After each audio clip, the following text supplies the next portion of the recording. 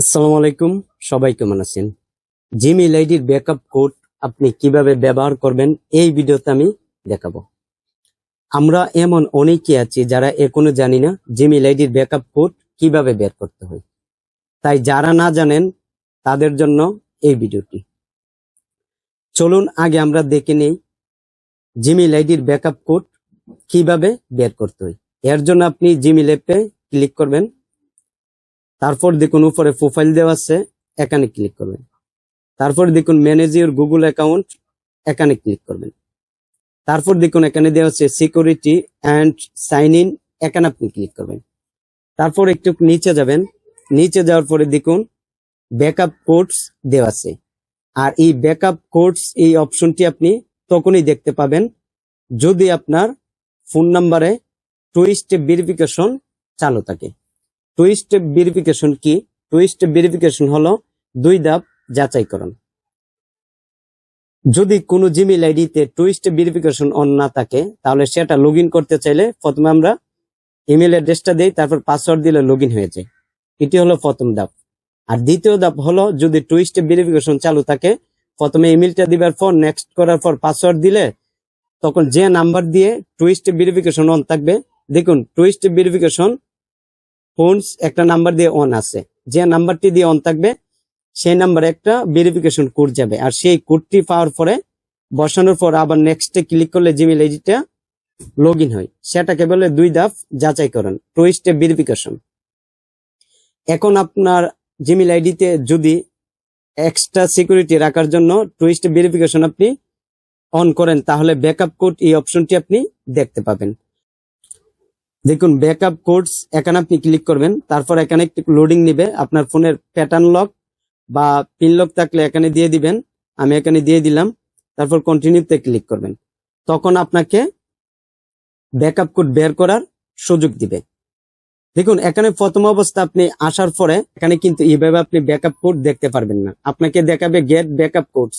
তখন এখানে ক্লিক করলেই এটি বের হবে। দেখুন এখানে 10টি এক লাইনে 8টি কোড আছে এবং 10টি লাইন আছে।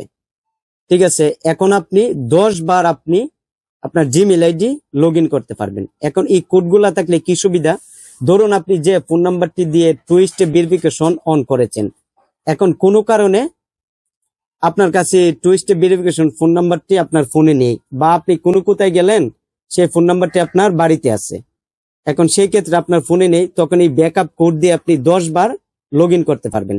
যখন আপনি একবার লগ করবেন তখন এখানে দেখুন 10 ব্যাকআপ কোড, তখন এখানে 9 চলে আসবে। এখন একটা কোড এখান থেকে উঠে যাবে।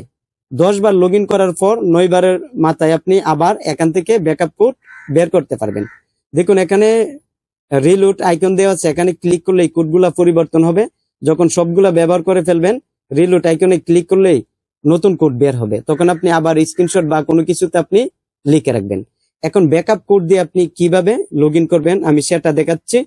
এর জন্য এখান থেকে আপনি কোডগুলা কোনো কিছুতে লিখে রাখবেন বা স্ক্রিনশট দিয়ে রাখবেন, বা যেভাবে আপনি পারেন সংগ্রহ করে রাখবেন। তবে এই কোডগুলা যাতে আপনি ছাড়া দ্বিতীয় কোনো ব্যক্তি না দেখতে পারে, যদি দেখতে পারে তাহলে আপনার সমস্যা হতে পারে। এই কারণে আমি ব্যাক করলাম।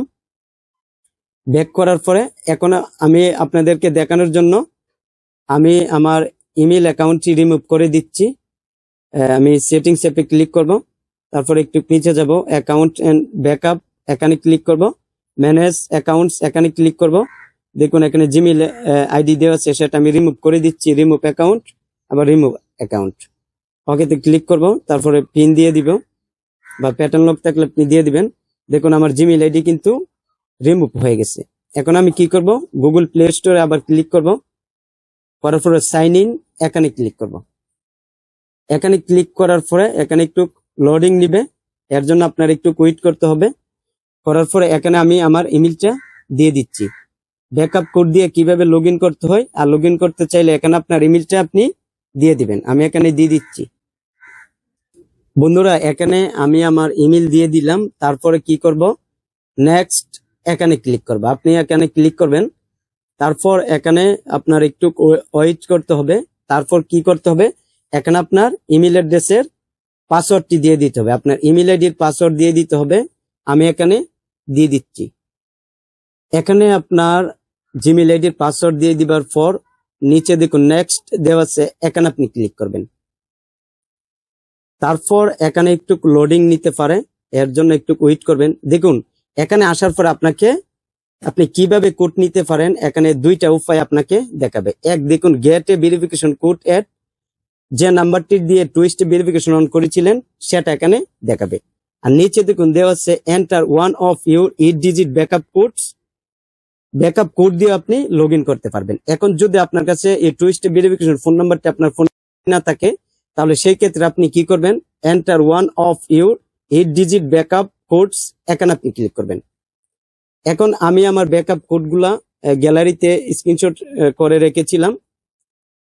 দেখুন আমি এখান থেকে কোডগুলো আমি দেখে দিয়ে দিচ্ছি। আপনারও গ্যালারিতে যাওয়ার পরে বা কোনো কিছুতে লিখে রাখলে সেখান থেকে দেখে ব্যাকআপ কোডগুলা আপনি সেখানে অ্যাড করতে হবে, বসাতে হবে। আমি এখান থেকে দেখে দিয়ে দিচ্ছি।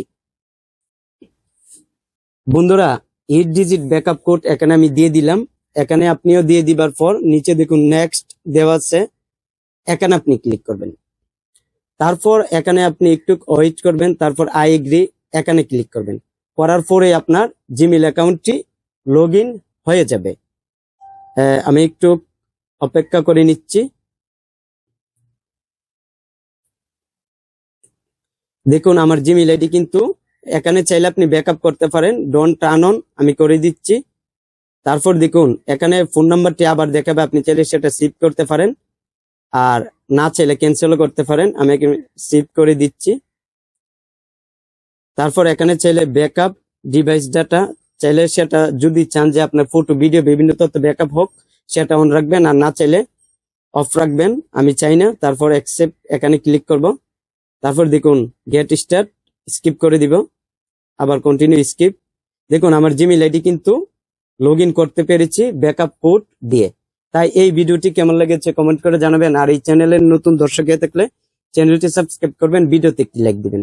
তাই সবাই ভালো থাকবেন, খুদা হাফেজ।